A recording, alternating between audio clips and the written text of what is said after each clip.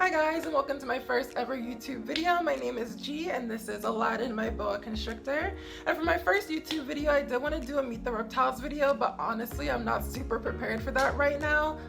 So instead, I wanted to take you through a day in the life at the Phoenix Herpetological Society. So I do volunteer at the Phoenix Herpetological Society pretty regularly, so I kind of wanted to show you what my personal day-to-day tasks look like there, and pretty much what I do, what it looks like, and things like that. So let's go ahead and get started.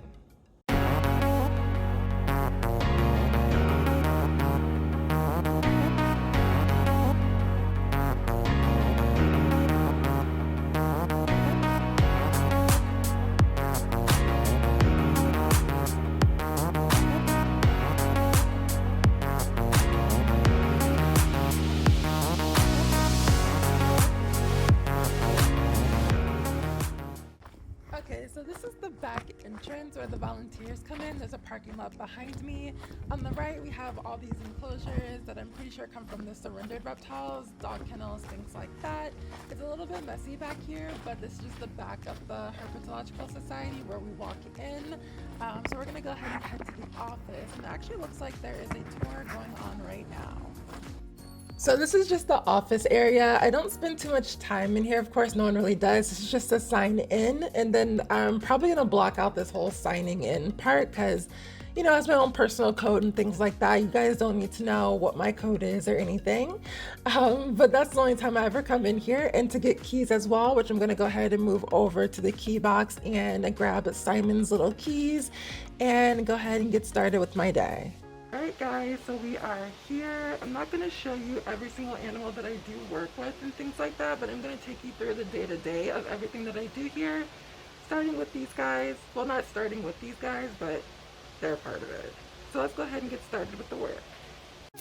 Okay, so this is where all the bowls are just going to go. It's just water, bleach, and soap. Nothing special, nothing fancy. They just soak in here, and then I take them out later. You're so small.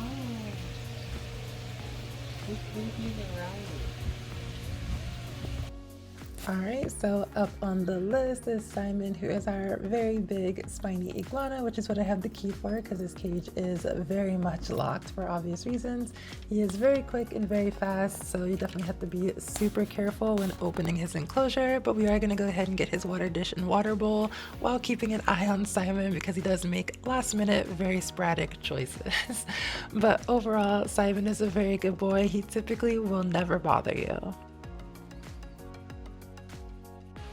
So speaking from experience, always beware of the signs here. If there's a sign on the door, it's there for a reason.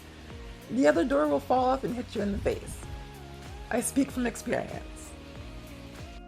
So whenever you do open enclosures around here, you're probably going to be greeted by someone that's happy to see you and some that are not so happy to see you. But definitely our Chinese water dragons are. And then for the mouth issue, that is definitely a story for another day. So misting is something that's not done daily, but I'm gonna go ahead and mist these guys today, just because I noticed that a couple of them are in shed, and I want to make sure they do have a very good, a very happy and healthy shed. This is a great enclosure for humidity. As you can see, it's custom built, but I definitely want to double ensure that they don't have any stuck shed coming up. Alright, so up here we have the monkey-tailed skink enclosure. This one kind of actually scares me just a little bit because he is, I don't know, he has a stare that's like lethal.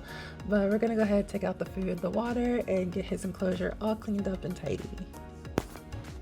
So just as a quick fun fact before we get into the chuckwallas, they do excrete urate through their nostrils and they spray it all over the glass, so the glass does get dirty very often. We will go ahead and clean it, but it doesn't come out their butt like regular reptiles.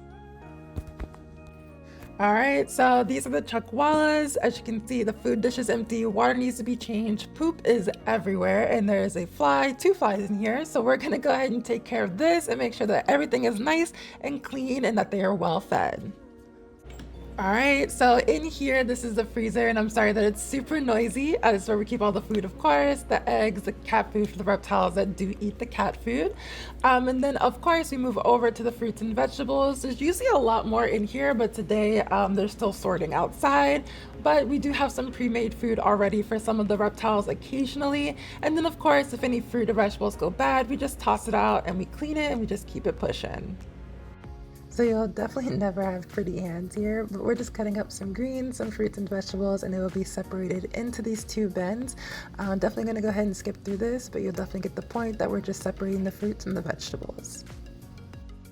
Alright, so food is in its appropriate containers. We have the bowls here. I have more bowls behind me as well, the ones that are soaking.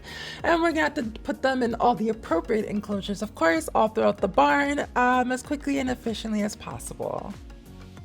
Alright, so it is Simon's turn for his food, and Simon either is going to charge the bowl, or he's going to be grumpy face, or he's not going to do anything. So we're going to see what he wants to do today. Hopefully he'll be nice. I don't know, I'm kind of waiting. I'm like, are you gonna charge? Are you gonna charge me? No, no. Oh, it's not a happy boy. It's alright, Simon.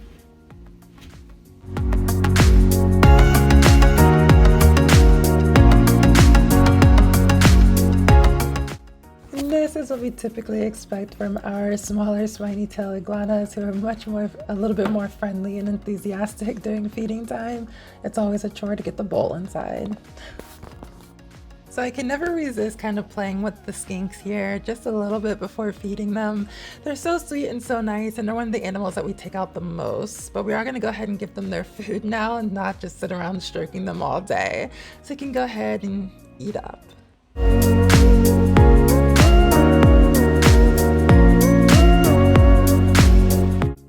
So I probably should have moved this plant, but it's always amazing to watch the chuckwallas eat. It's honestly like watching a gang of hungry hippos, and it's just absolutely amazing. All right, so it is time for the protein portion of today, where we are going to be giving the Chinese water dragons some crickets just to go ahead and get their protein in for the day. We do want to make sure that we're always giving them every aspect of their diet every single day, or every single feeding for them, so that way they stay healthy and in perfect condition. So this is Mr. Bean. He's going to be getting protein as well, just crickets. He already has his fruits and veggies. Such a good boy, always gets it first try, and he is absolutely a sweetheart. So of course we do have bearded dragons as well. Most of them are actually outside, but we have George Clooney here, who is in his own enclosure in the classroom, and he is taken out for the kids. And then of course we're going to give him his protein as well and keep on moving. Okay, so this is the book where we keep basically the records of everything that we've done. So you put your initials here, the date, whether you changed the water, what you fed, if you fed, what type of cleaning you did, whether it was a full clean or a spot clean, and any additional comments that you do want to add. So this is the herbivore section, and then of course the omnivores, which is what I'm in charge of course. It's just the herbivores and omnivores for today. And it's important this is filled out so we know who's eating, who's not eating, what we need to do on a regular basis, what has been done, and things like that. So it is a very organized manner, and everything is categorized appropriately. Alright guys, so I definitely went ahead and lost my outro. I got corrupted, so we're gonna go do an outro this way instead, while we're looking at some other reptiles in the facility. If you did enjoy this video, which I very much hope you did, definitely like, comment, subscribe, share, and all that wonderful stuff. And then of course you can follow me on Instagram at Reptile Trainer G as well. And then we'll definitely be posting more videos. Meet the Reptiles video, hopefully it'll be the next one, we'll see. But for right now, thank you for watching, and we'll see you in the next one.